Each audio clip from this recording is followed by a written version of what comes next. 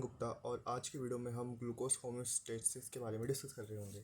Glucose homeostasis होता क्या है? ग्लूकोज जो हमारी ब्लड में प्रेजेंट रहती है, इसका जो एक लेवल होता है उसको जो मल्टीपल फैक्टर्स मैंने अल्टर करते हैं, उसके मैनेजमेंट को हम ग्लूकोज होम्योस्टेसिस बोलते हैं। ये अब 3 प्रोसेस से डिराइव होता है। पहला होता है ग्लूकोज जो कि प्रोड्यूस होती है हमारी लिवर में। ये 2 प्रोसेस से ग्लूकोज हमारी प्रोड्यूस होती है लिवर में। First one is the gluconeogenesis and the second one is the glycogenolysis, यानी कि ग्लूकोज का production from non glucose substance and glycogen का लाइसिस होना, जिससे कि हमारी ग्लूकोज प्रोड्यूस होती है। ये था हमारा पहला फैक्टर। दूसरा रीज़न क्या होता है ग्लूकोज प्रोड्यूस होने, ग्लूकोज का होम्योस्टेसिस का? जो हमारे इंसुलिन और ग्लूकागोन रहते हैं, इन दोनों का जो लेवल रहता है, ये दोनों एक दूसरे के एंटागोनिस्ट है, यानी कि इनका एक्शन जो रहता है वो ग्लूकोज, इंसुलिन ग्लूकोज को कम करता है और ग्लूकागोन ब्लड ग्लूकोज को बढ़ाता है। So their action is antagonist and the, और जो तीसरा फैक्टर रहता है जो ग्लूकोज के लेवल को मैन्यू रेगुलेट करता है, वो क्या होता है? Glucose uptake and utilisation by skeletal muscles. जो हम एक्सरसाइज करते हैं तब जो ग्लूकोज, तो तब जो हमारा पाथवे एक्टिवेट होता है वो हमारे ग्लूट4 रिसेप्टर्स को सेल पे ला देता है। उस वजह से हमारे स्केलेटल मसल्स में ग्लूकोज का इंटेक होने लग जाता है। इस वजह से ग्लूकोज का होमोस्टेसिस मेंटेन होता है। तब शुरू करते हैं कैसे होता है। सबसे पहले ड्यूरिंग फास्टिंग स्टेज, जब हम कुछ भी नहीं खाते हैं उसको हम फास्टिंग स्टेज बोलते हैं। ये कब होता है? जब हम फूड इंटेक करते हैं उसके 4 घंटे बाद हमारा फास्टिंग स्टेज शुरू होता है। इसमें क्या होता है, हमारा जो इंसुलिन का लेवल होता है, क्योंकि ब्लड ग्लूकोज कम हो चुका है तो इंसुलिन का लेवल कम हो जाता है। और जो हमारा ग्लूकागॉन है, अब ब्लड ग्लूकोज कम हो रहा है तो इन ब्लड ग्लूकोज को बढ़ाना है, तो हमारा ग्लूकागॉन सिक्रीट होने लग जाता है।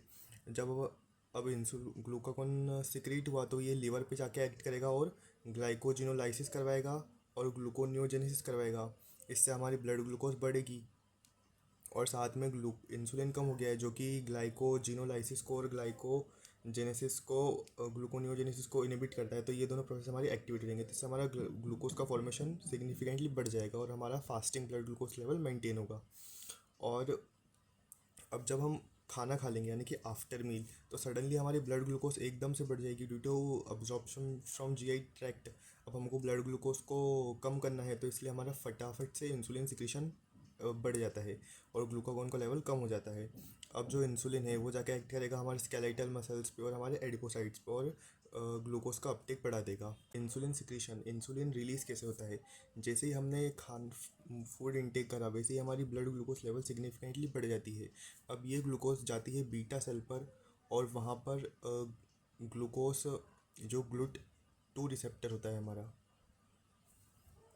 चैनल रहता है, वो बंद हो जाता है। इससे पोटेशियम जो हमारा बाहर जा रहा था वो बाहर नहीं जा पाता है, तो हमारा इंट्रा सेलुलर पोटेशियम का लेवल बढ़ता है, तो डीपोलराइजेशन होता है। ये जो स्लाइड डीपोलराइजेशन होता है ये एक्टिवेट कर देता है calcium gated, voltage gated calcium channel को। तो हमारा कैल्शियम इन्फ्लक्स होता है, जिसकी वजह से ये सिक्रीटरी ग्रैन्यूल्स पे बाइंड करता है और हमारे इंसुलिन का सिक्रीशन करा देता है। ये होता है हमारा immediate face of insulin secretion.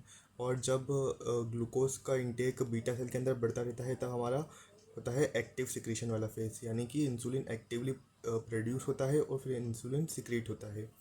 Insulin के साथ में हमारा सी पेप्टाइड भी सिक्रीट होता है इन द इक्विमोलर कॉन्सेंट्रेशन, यानी कि जितना इंसुलिन सिक्रीट होगा उतना ही ब्लड में सी पेप्टाइड सिक्रीट होगा। ये हमारा एक टेस्ट का, डायग्नोसिस का मार्कर बन जाता है, जिसमें हम इंसुलिन के लेवल को जानने के लिए सी पेप्टाइड का एक ऐसे करा लेते हैं, यानी कि सी पेप्टाइड का लेवल कितना ब्लड में है। तो डायबिटीज़ मेलाइटस टाइप 2 में इंसुलिन सिक्रीशन बढ़ जाता है, तो उसी के साथ में सी पेप्टाइड लेवल ब्लड में काफ़ी ज़्यादा सिग्निफिकेंटली बढ़ जाता है।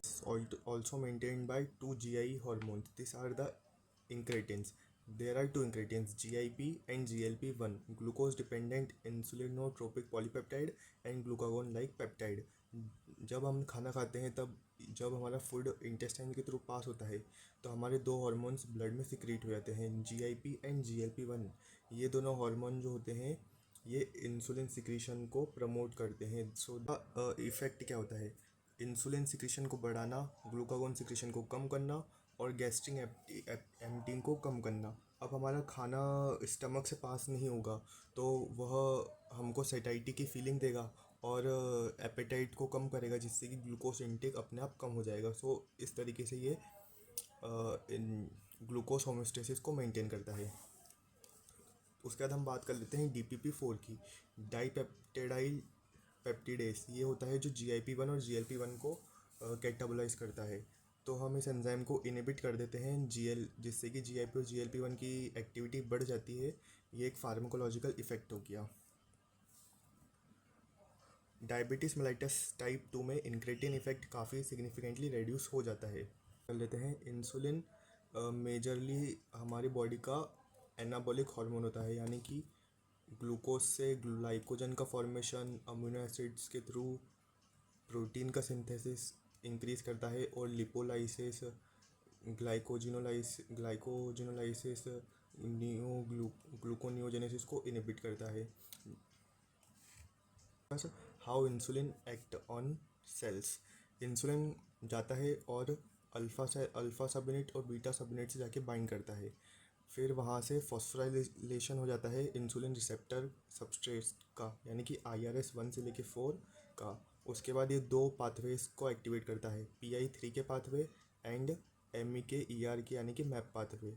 इससे ग्लूकोज सिंथेसिस ग्लाइकोजन सिंथेसिस बढ़ता है, और साथ में जो GLUT4 रिसेप्टर्स होते हैं, जो कि सबसे मेन फंक्शन होता है, उसको ये सेल मेम्ब्रेन पे लाता है जो स्टोर्ड होते हैं। इससे हमारा ग्लूकोज का अपटेक सिग्निफिकेंटली इंक्रीज हो जाता है और ग्लूकोज का होम्योस्टेसिस मेंटेन्ड होता है।